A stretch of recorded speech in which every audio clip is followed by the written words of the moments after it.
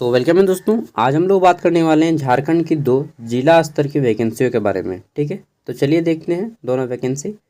और ये आपका जो है एक मेडिकल डिपार्टमेंट का है और एक आपका किशोर न्याय बोर्ड की ओर से है। ठीक है, तो पहला जो निकला है पलामू से, ठीक है, पलामू जिला, और दूसरा है आपका गढ़वा जिला से। और यहाँ पे केवल और केवल झारखंड के ही लोग अप्लाई कर पाएंगे, आउट ऑफ स्टेट के लोग अप्लाई नहीं कर पाएंगे। ठीक है, दूसरा है आपका गढ़वा से। तो पहले हम लोग देख लेते हैं किशोर न्याय बोर्ड वाली वैकेंसी। और ये सभी आपके बहुत छोटी छोटी वैकेंसी होती हैं, बड़ी बड़ी वैकेंसी नहीं होती हैं। ठीक है, सबसे पहली बात, ये जो वैकेंसी है आपका कॉन्ट्रैक्ट बेस है। अरे यार पानी देने लगा जो रे भाई, चलिए कोई बात नहीं। तो ये वैकेंसी क्या है, आपका कॉन्ट्रैक्ट बेस्ड है। ठीक है, यानी कि अनुबंध पे आधारित है, परमानेंट जॉब नहीं है। तो किशोर न्याय बोर्ड, यहाँ पे देखिए नीचे से शुरू करते हैं। तो यहाँ पे सबसे जो हमारा आखिरी पोस्ट है ये बाल कल्याण समिति, ये आपका दो यूनिट है, पहला है दूसरा, और दूसरा है आपका बाल कल्याण समिति। ठीक है, तो इसमें आपका पोस्ट नंबर 7 और 8 में देखिए तो डाटा एंट्री ऑपरेटर, यानी कि जो कंप्यूटर ऑपरेटर होता है। ठीक है, और किशोर न्याय बोर्ड JJB1, इसमें भी आपका डाटा एंट्री ऑपरेटर की सीट है। 21 से 35 साल उम्र मांगा गया है। और सैलरी जो है नाम मात्र का है, केवल इतना ही है जितना कि आपसे इसका भरण पोषण बस काम चलेगा। ठीक है, यानी कि 12,000 रुपया। ठीक है, क्वालिफिकेशन क्या मांगा गया है, तो आप ग्रेजुएट हो।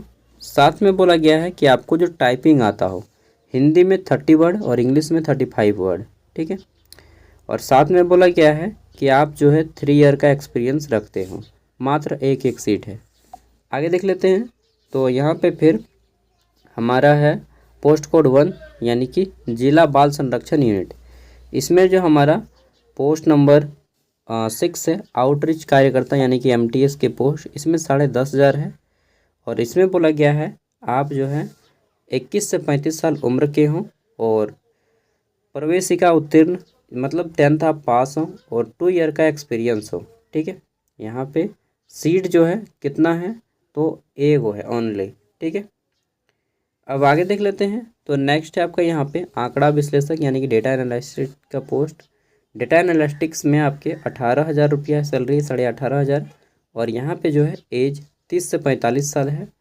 और मांगा गया है कि आप जो है ग्रेजुएट हों किसमें, तो समाज कार्य या फिर समाज शास्त्र, ठीक है, या फिर एंथ्रोपोलॉजी में। और साथ में बोला गया है कि 2 ईयर का एक्सपीरियंस हो। एगो सीट है, ओनली 1 सीट। नेक्स्ट देख लेते हैं। तो लेखपाल की भी वैकेंसी है एक, और इसमें भी बोला गया है कि आपका 30 ईयर से 45 ईयर के बीच में एज हो अकाउंटेंट में, और 3 ईयर का एक्सपीरियंस हो। ठीक है, एगो सीट है। किसमें ग्रेजुएट हो, तो आप ग्रेजुएट हो बीकॉम में या फिर कंप्यूटर, सॉरी हाँ बीकॉम, और टेली आपका नॉलेज होना चाहिए। ठीक है, टेली का नॉलेज होना चाहिए। आगे देख लेते हैं। तो फिर है आपका सामाजिक कार्यकर्ता, सोशल वर्कर की। इसमें जो है आपको पोस्ट 2 को देखने को मिलता है। ठीक है, सोशल वर्कर की। और यहाँ पे आपका सैलरी 18,500 है। एज जो है 30 से 45 साल है।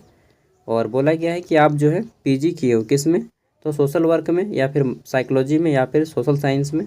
ठीक है, समाज शास्त्र में। और ये सारे हैं यहाँ पे, इनमें से कोई एक की डिग्री हो, 2 ईयर का एक्सपीरियंस हो। ठीक है, आगे देख लेते हैं नेक्स्ट।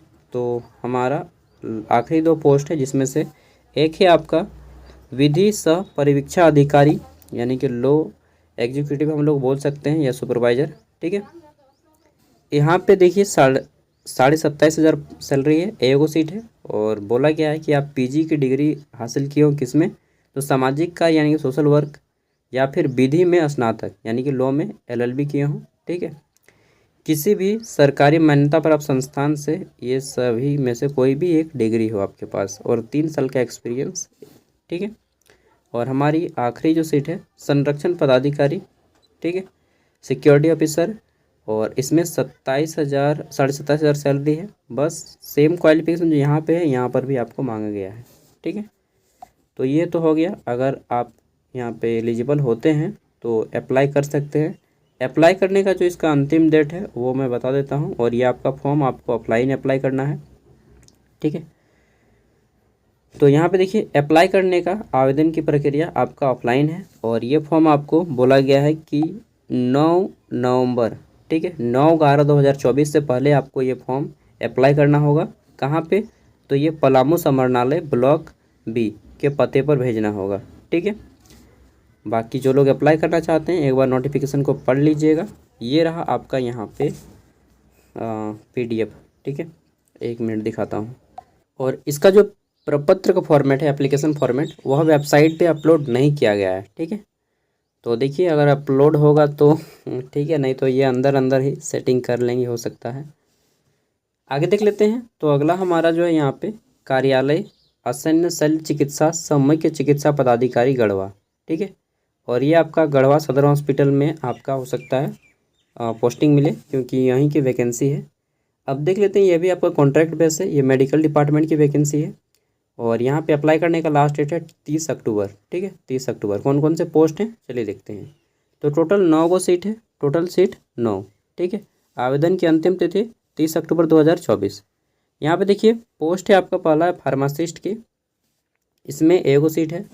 फिर है आपका LT का यानी कि लैब टेक्नीशियन का, इसमें 3 गो सीट है।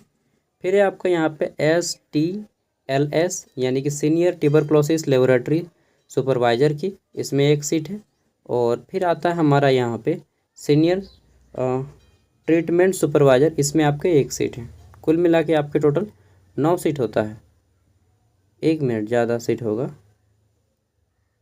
टोटल पोस्ट, सॉरी 1 मिनट देख लेते हैं कितना सीट होता है। टोटल आपके 6 गो सीट है। ये सीरियल नंबर था, ठीक है, मुझे लगा यार टोटल नंबर ऑफ सीट्स है, इस पर मत जाइएगा। ये ऊपर वाला सबसे पहले वाला जो बोल्ड कलर में लिखा है ये सीरियल नंबर है, ठीक है। आपके टोटल 6 गो सीट है कुल मिला के, तो बहुत कम सीट है। अब देख लेते हैं। तो यहाँ पे क्वालिफिकेशन क्या मांगा गया है, सबसे बड़ी चीज़ वही होती है। तो देखिए यहाँ पे एज जो है आपका बोला गया है कम से कम 21 होना चाहिए मिनिमम, और मैक्सिमम इधर दिया गया है, ठीक है। और आयु की जो गणना है आपका 30/9/2024 के आधार पे किया जाएगा, ठीक है। पद के अनुसार योग्यता एवं अर्हता निम्न है। सैलरी यहाँ पे नहीं बताया गया है कितना मिलेगा, ठीक है, 15-20, उससे ज़्यादा नहीं मिलेगा। और क्वालिफिकेशन की बात करें तो फार्मासिस्ट में बोला गया है कि डिप्लोमा किए हो, किसमें? तो फार्मेसी में, ठीक है, और आपका कंप्यूटर का नॉलेज हो। दूसरा लैब टेक्नीशियन में 10+2 हो और DMLT का कोर्स किए हों, ठीक है, विथ 1 ईयर का एक्सपीरियंस हो आपके पास। आगे देखते हैं। तो फिर है आपका सीनियर ट्यूबरक्लोसिस में तो ग्रेजुएट हो और डिप्लोमा किए हो, किसमें? तो मेडिकल लेबोरेटरी टेक्नोलॉजी और equivalent from government recognised institute. और साथ में तीसरा कि परमानेंट 2 व्हीलर ड्राइविंग लाइसेंस हो, साथ में सर्टिफिकेट हो कंप्यूटर का ऑपरेशन का। और फिर बोला गया है कि मिनिमम 1 ईयर का एक्सपीरियंस सर्टिफिकेट भी आपके पास होना चाहिए, ठीक है। और जो सीनियर ट्रीटमेंट सुपरवाइजर है इसमें बोला गया है कि ग्रेजुएट हो, साथ में आप परमानेंट 2 व्हीलर ड्राइविंग लाइसेंस रखते हो, ठीक है। और इसमें भी आपका जो है सर्टिफिकेट होना चाहिए, किसमें? तो कंप्यूटर ऑपरेशन का, ठीक है, मिनिमम 2 मंथ। और सैलरी किसी का भी नहीं बताया गया है। ये रहा आपका फॉर्मेट, इससे आप लोग अप्लाई कर सकते हैं, ठीक है। सिलेक्शन का प्रोसेस थोड़ा सा जान लेते हैं, चयन की प्रक्रिया। देखिए यहाँ पे सिलेक्शन जो बोला गया है वो 2 स्तर पे होगा, या तो आपका मार्क्स बेसिस पे उठाया जाएगा, ठीक है, और अगर ज़्यादा फॉर्म आता है तो एग्ज़ाम कराया जाएगा, ठीक है। तो यहाँ पे बोला गया है क्या कि जो अभ्यर्थियों का चयन है कुल 100 अंकों का होगा, जिसमें से 40 अंक जो है आपका एकेडमिक स्कोर रखा जाएगा, ठीक है। और साथ में बोला गया है कि रिलेवेंट हायर क्वालिफिकेशन का 10 अंक, और प्राप्त के जितने भी प्राप्त अंक के आधार हैं एवं से 60 अंक आवश्यकता अनुसार लिखित परीक्षा होगा, मतलब रिटन एग्जाम भी होगा, ठीक है, कौशल दक्षता आधार पर किया जाएगा। जिला चयन समिति अंतिम मान्य होगा। तो देखिए डिपेंड करता है जिले की ओर से कि डिस्ट्रिक्ट वाले क्या इस पर डिसीजन लेते हैं, ठीक है। मतलब 40 मार्क्स या फिर 100 मार्क्स दोनों हो सकता है, ठीक है। और यहाँ पे फॉर्म अप्लाई करने के लिए कोई फीस वगैरह लगता है क्या, देख लेते हैं। वैसे मतलब वैकेंसी तो बहुत कम है, क्या ही बोलें अब। यहाँ पे देखिए बोला गया है कि फॉर्म भरने के लिए आपको फॉर्म फीस भी देना पड़ेगा, कितना?